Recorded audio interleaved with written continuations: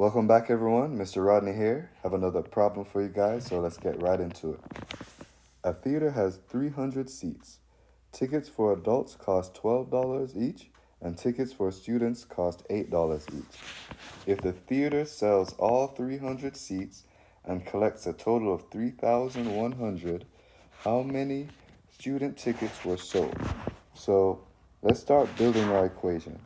So everything is going to be centered around what they're looking for, the number of student tickets sold.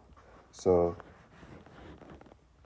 tickets for students were $8 each, plus for adults, they were $12 each,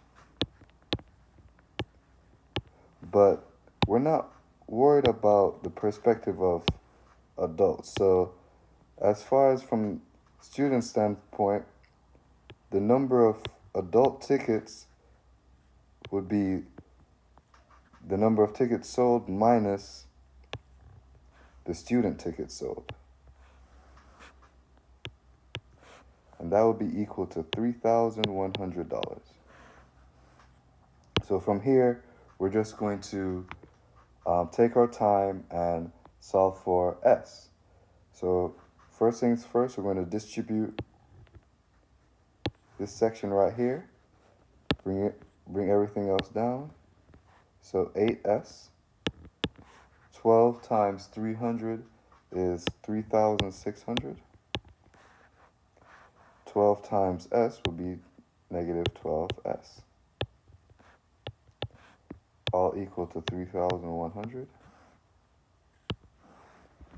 Next up, we're going to combine our like terms, right? So 8S minus 12S, that's going to be negative 4S. And then when we subtract 3,600 from both sides, this is going to be equal to negative 500. Our last step, I'm going to do it in green. We're going to be dividing by negative 4. So the number of student tickets would be 125.